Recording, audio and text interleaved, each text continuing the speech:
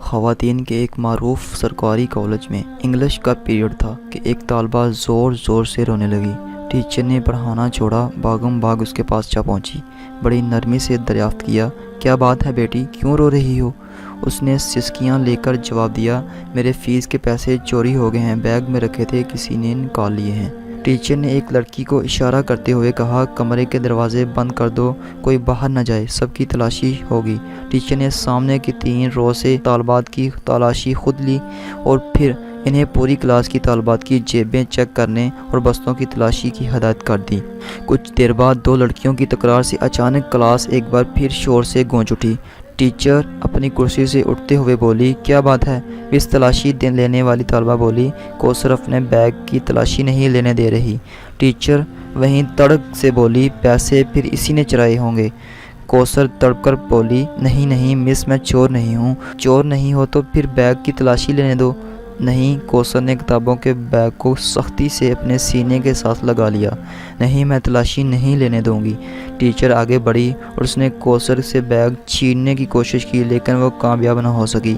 اسے غصہ آ گیا۔ ٹیچر نے کوثر کے منہ پر تھپڑ دے مارا اور وہ زور زور سے رونے لگی۔ ٹیچر پھر آگے بڑھی۔ ابھی اس نے طالبہ کو مارنے کے لیے ہاتھ اٹھایا ہی تھا کہ ایک باروب آواز گونجی، رک جاؤ۔ ٹیچر نے پیچھے مڑ کر دیکھا تو وہ پرنسپل تھیں۔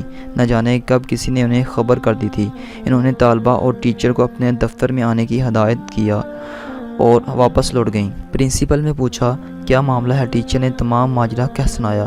انہوں نے طالبہ سے بڑی نرمی سے پوچھا، تم نے پیسے چرائے ہیں؟ نہیں، اس نے نفی میں سر ہلا دیا۔ کوثر کی آنکھوں میں آنسو ابھر آئے تھے۔ بالفرض مان بھی لیا جائے، پرنسپل متانت سے بولی، جب تمام طالبات اپنی اپنی تلاشی دے رہی تھیں، تم نے انکار کیوں کیا؟ کوثر خاموشی سے میڈم کو تکنے لگی۔ اس کی آنکھوں سے 2 موٹے موٹے آنسو نکل کر اس کے چہرے پر پھیل گئے۔ ٹیچر نے کچھ کہنا چاہا، جہاں دیدہ پرنسپل نے ہاتھ اٹھا کر اسے روک دیا۔ پرنسپل کا دل طالبہ کا چہرہ دے کر اسے چور ماننے پر آمادہ نہ تھا۔ پھر اس نے تلاشی دینے کی بجائے تماشا بننا گوارا کیوں کیا؟ اس میں کیا راز ہے؟ وہ سوچنے لگی اور پھر کچھ سوچ کر ٹیچر کو کلاس میں جانے کا کہہ دیا۔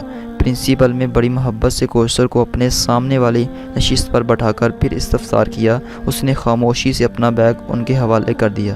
پرنسپل نے اشتیاق، تجسس اور دھڑکتے دل کے ساتھ بیگ کھولا، مگر یہ کیا کتابوں کاپیوں کے ساتھ ایک کالے رنگ کا پھولا پچکا ہوا شاپر بیگ بھی باہر نکل آیا۔ طالبہ کو یوں محسوس ہونے لگا جیسے اس کا دل سینے سے باہر نکل آیا ہو۔ کوثر کی ہچکیاں بند گئیں۔ پرنسپل نے شاپر کھولا، اس میں آدھ کھائے برگر، سموسے اور پیزے کے ٹکڑے، نان، کچھ کباب اور دہی کی چٹنی میں ڈوبی چکن کی بوٹیاں۔ سارا معاملہ پرنسپل کی سمجھ میں آ گیا۔ وہ کانپتے وجود کے ساتھ اٹھی اور روتی ہوئی کوثر کو گلے لگا کر خود بھی رونے لگ گئی۔ کوثر نے بتایا، میرا کوئی بڑا بھائی نہیں، دیگر 3 بہن بھائی اس سے چھوٹے ہیں۔ والد صاحب ریٹائرمنٹ سے پہلے ہی بیمار رہنے لگے تھے۔ گھر میں کوئی اور کفیل نہیں ہے، پینشن سے گزارا نہیں ہوتا، بھوک سے مجبور ہو کر۔ ایک دن رات کا فاقہ تھا، ناشتے میں کچھ نہ تھا۔ کالج آنے لگی تو بھوک اور نکاحت سے چلنا مشکل ہو گیا۔ میں ایک تکہ کباب کی دکان کے آگے سے گزری تو کچرے میں نان کے ٹکڑے اور آدھ کھایا ایک چکن پیس پڑا دیکھا، بے اختیار اٹھا کر کھا لیا۔ قریبی نل سے پانی پی کر خدا کا شکر ادا کیا۔ پھر ایسا کئی مرتبہ ہوا۔ ایک دن میں نے دکان کے تھڑے پر بیٹھی پیٹ کا دوزخ بھر رہی تھی کہ دکان کا مالک آ گیا۔ اس نے مجھے دیکھا تو دیکھتا ہی رہ گیا۔ ندیدوں کی طرح نان اور کباب کے ٹکڑے کھاتا دیکھ کر پہلے وہ بہت پریشان ہوا، پھر ساری بات اس کی سمجھ میں آ گئی۔ وہ ایک نیک اور ہمدرد انسان ثابت ہوا۔ میں نے اسے اپنے حالات سچ بتا دیے، اسے بہت ترس آیا۔ اب وہ کبھی کبھی میرے گھر کھانا بھی بھیج دیتا ہے اور گاہکوں کا بچا ہوا کھانا، برگر وغیرہ اور روزانہ شاپر میں ڈال کر اپنی دکان کے باہر ایک مخصوص جگہ پر رکھ دیتا ہے، جو میں کالج آتے ہوئے اٹھا کر کتابوں کے بیگ میں رکھ لیتی ہوں اور جاتے ہوئے گھر لے جاتی ہوں۔ میرے امی ابو کو علم ہے، میں نے کئی مرتبہ دیکھا ہے، لوگوں کا بچا کھچا کھانا کھاتے وقت ان کی آنکھوں میں آنسو ہوتے ہیں۔ بہن بھائی چھوٹے ہیں، انہیں کچھ علم نہیں، وہ تو ایک دوسرے سے چھین کر بھی کھا جاتے ہیں۔